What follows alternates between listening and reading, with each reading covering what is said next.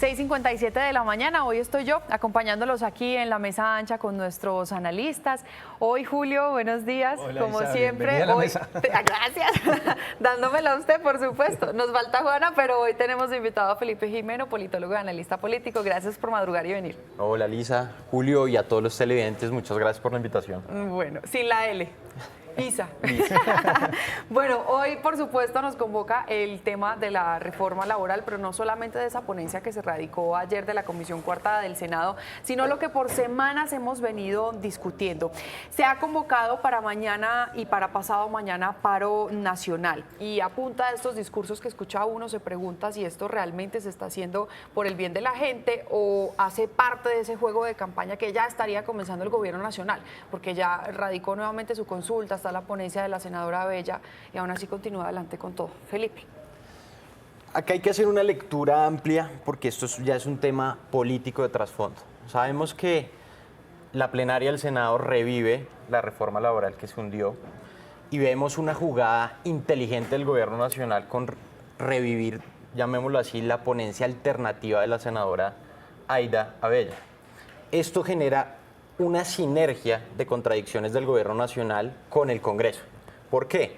Porque el pacto histórico busca estropear o dañar el proceso que hoy tiene la Comisión Cuarta de Senado con hacer el estudio de la reforma laboral con una ponencia alternativa. La verdad es que al gobierno nacional ya no le interesa sacar adelante la reforma laboral. Ese cuento de los trabajadores es falso. Hoy el gobierno nacional está en pre-campaña electoral para el 2026 y lo que busca es entorpecer todo lo que venga del Congreso para ellos seguir con la retórica de impulsar una consulta popular que ya además anoche la ratificaron de que van adelante con esta iniciativa y que pone en juego los intereses de los trabajadores, del sector empresarial y lo más importante, la competitividad del país. Hoy estamos en una nube sin soluciones, mientras que el gobierno nacional ya está en campaña política. Sí, Julio. Bueno, hay un unanimismo dentro de la clase política en torno a los fundamentos de la reforma laboral que consisten en incrementar un poquito el recargo nocturno, incrementar un poquito los recargos dominicales, pero que no solucionan los problemas de la gran mayoría de trabajadores que no tienen ni recargos de ningún tipo, ni del 75, ni van a tener del 100, ni horas extras, ni incapacidades, ni vacaciones, ni primas, nada de eso. No resuelven los problemas de los trabajadores, pero como dice Felipe, pues esto ya no corresponde a un problema de cómo mejoramos la vida de los trabajadores o el bienestar de los trabajadores, sino que corresponde a un pulso político. Lo que sí es cierto es que el gobierno logró que incluso la oposición se subiera al barco de sus ideas. Y esto yo creo que sí es una victoria para el gobierno, porque el gobierno ha estado impulsando esta reforma laboral pues, casi desde el inicio de su mandato, y ahora prácticamente en el Congreso no hay nadie que levante la mano y muestre la evidencia de lo que es claro, incluso para centros de pensamiento, para el Banco de la República, para estudiosos de todo tipo, y es que esta reforma no mejora, sino que empeora las condiciones de trabajo en Colombia. Entonces nadie hace eso porque le da miedo de que lo llamen esclavista o que lo llamen explotador, ajeno a las necesidades de la clase trabajadora, y eso creo que es una victoria importante para el gobierno. Claro, el gobierno no le interesa que la reforma diluida pase en el Congreso, sino que la consulta popular siga su trámite, porque de fondo, como bien dice Felipe, lo que hay es una intención de utilizar recursos públicos para hacer una precampaña en 2025 de cara al año entrante. Claro, y es que, y con eso Julio me da pie para pensar dónde queda entonces una de las grandes preocupaciones, o que debería ser la gran preocupación en este momento para los colombianos, y es el desempleo. Lo que está diciendo usted, pues claro, los recargos para los que ya tenemos el privilegio de contar con un contrato laboral o que tenemos ese tipo de prestaciones, pero y el del día a día, el informal. ¿Algo de lo que han propuesto se está enfocando en eso, Julio? No, pues claro que no. Y yo creo que el caso de Racero, al margen del linchamiento digital y mediático con justa razón digo, pues porque ha sido, digamos, ha demostrado hipocresía, pero también debería servir para ilustrar cuál es la realidad de los micronegocios en Colombia, ¿no? De los fruer, de las bicicleterías de Quibdó, de las papelerías de Dos Quebradas, que no pueden pagar nóminas tan altas, y lo que está haciendo esta reforma es incrementar esas nóminas. Entonces, alguien que de pronto estaba haciendo el esfuerzo por tener al empleado del Fruver en la formalidad, pues le van a subir 15 o 20% según las estimaciones de Fedesarrollo el costo de nómina y de pronto ahora va a decir, pasémonos al método rasero, ¿no? Que es, yo le pago 1 millón de pesos y ya, que es la informalidad que afecta a la gran mayoría de trabajadores del país. Entonces, pues claramente esto no beneficia a ese trabajador y el Banco de la República estima que va a ser 500.000 de personas que van a sufrir ese efecto rasero, ¿no? De pasar de la formalidad a la informalidad. Felipe, ¿qué sí le podría servir, por ejemplo, a las pequeñas y medianas empresas en ese sentido? Pues para no dejar ir a los pocos que tienen, que no son más de 10 en muchos casos. Primero hay que pensar en algo detallado y es quitar esa carga tributaria que tienen las pequeñas y medianas empresas en el país.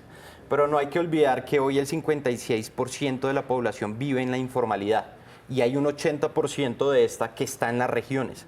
¿Cómo esta reforma laboral pues, va a impulsar que la gente pase a la formalidad? Ese es el dilema que tiene hoy el Congreso, la Comisión Cuarta de Senado y pues sin duda el Gobierno Nacional que no ha podido solucionar este problema en estos 3 años de gobierno. Acá la iniciativa debe ser muy clara. Al sector empresarial hay que apoyarlo, no hay que debilitarlo ni acabar las pequeñas empresas, porque no podemos olvidar que las pequeñas empresas generan una gran cantidad de empleos. Pero esta reforma tiene algo nuevo que es interesante y es poder aplicarla en el teletrabajo, en ese trabajo remoto en los hogares. Y hoy hay miles de familias en el país que trabajan en esta modalidad que nos generó el COVID-19 después de la pandemia. A estas personas hay que pensar en futuro de cómo los vamos a impulsar y qué garantías les podemos generar dentro del sector empresarial. Y cierro con esto. Hay que pensar una última cosa y es cómo reducimos el Estado, porque es que eso es lo que hay que pensar hoy en el país. El Estado se volvió una torta gigante de burocracia, mientras que el sector empresarial hoy está solo, atacado por el mismo gobierno Petro y no hay soluciones ni garantías. Sí, mire que esta mañana estábamos hablando con la senadora Angélica Lozano y nos decía que a esas personas que trabajan desde su casa, que trabajan por internet, pues en lugar de darle ese subsidio de transporte, pues que quede reglamentado que se los den para que paguen un buen internet, por ejemplo. Cosas que pueden funcionarle a la ciudadanía en general. Y yo agregaría una cosa sobre una de las discusiones que estaba pues, más candente en el Congreso y donde hay todavía divisiones es sobre si el asunto de los recargos nocturnos y el asunto de los dominicales aplica también para empresas pequeñas o microempresas. Unos dicen que no y otros quieren aplicarla a todos los casos, como dice el gobierno. Ambas soluciones son malas. La segunda, en donde hay ese diferencial, tiene un problema muy grave y es que castiga el crecimiento, ¿no? Entonces, si usted es una microempresa o una pequeña empresa, no va a tener muchos incentivos o se le va a desincentivar crecer, porque si crece entonces va a comenzar a pagar recargos nocturnos, entonces seguramente muchos empresarios o no van a crecer o van a comenzar a dividir las empresas y vamos a tener empresas más chiquitas que tienden a ser menos productivas, lo cual también es un problema. Sí, y por último, para cerrar este tema muy rápido, ¿qué opinan ustedes, por ejemplo, de este punto de que uno trabaje solo 4 días a la semana y empiece a descansar desde el viernes? Si es consenso, pues con su empleador. Honestamente me parece absurdo.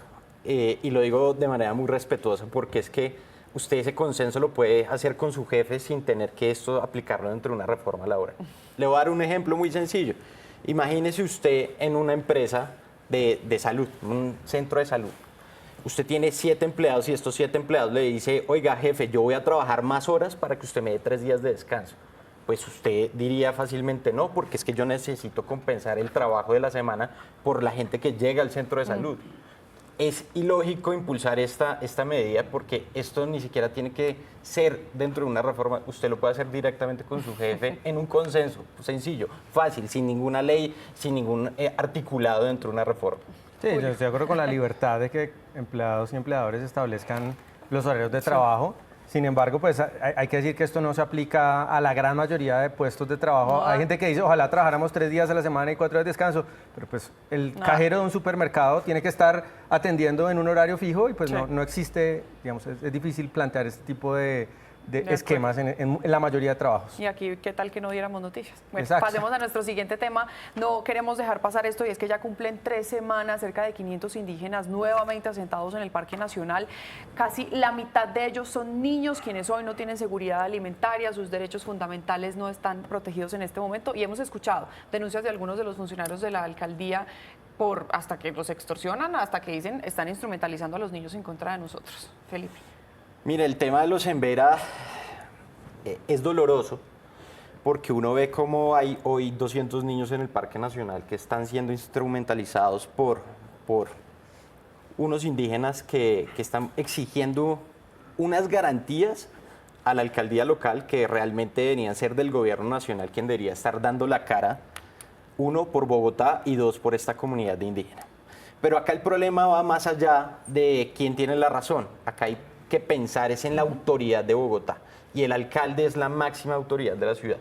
Y hoy está pasando muchos diálogos y pocas soluciones. Los residentes, estudiantes, comerciantes de la zona están cansados. Esto ha generado problemas de seguridad, problemas de movilidad cada vez que cierran la carrera séptima, una vía articular principal de la ciudad, y que no hay soluciones en las horas nocturnas. Y en las horas de la noche es donde se ha presenciado que se han intentado meter a la Universidad Javeriana, donde han habido robos, donde han amenazado a funcionarios del distrito con machetes y armas blancas. Y acá la pregunta es, alcalde, ¿usted va a seguir permitiendo que se pasen por la faja su ciudad y su autoridad, o va a tomar acciones realmente de pasar del diálogo a sacar a la comunidad de Embera, trasladarlos al territorio y dejar de quejarse que es culpa del gobierno nacional? Acá Julio, tiene para que cerrar actuar. el tema y la mesa ancha, perdón, Felipe. Bueno, yo no sé si tiene que ver, yo sospecho que sí, con que la sociedad cada vez se hace un poco más insensible a las necesidades y a la realidad de los niños, entre otras cosas porque cada vez las familias colombianas están dispuestas a tener menos niños, en muchas ocasiones no hay niños, y eso nos está alejando del mundo de los niños. La Constitución dice que los derechos de los niños son fundamentales y prevalecen a los demás, al resto de derechos del resto de personas. Eso dice la Constitución, pero como la mayoría de la Constitución pues es papel muerto, y en la realidad no ocurre así. En la realidad, en este caso, por ejemplo, los derechos, los llamados derechos colectivos de una comunidad están prevaleciendo a los derechos individuales, que son la fuente del derecho de esos niños, que deberían ser ya abiertamente rescatados por alguna autoridad, porque claramente sus padres los están maltratando y los están victimizando, pero pues no, prevalecen otro tipo de derechos. Me preocupa mucho la actitud que está tomando la sociedad respecto a los niños de indolencia, ¿no? Uno ya lo ve incluso en los parques, los derechos, sin decir que no son importantes, por supuesto que son, los derechos de las mascotas tienden a ser más relevantes en el espacio público de un parque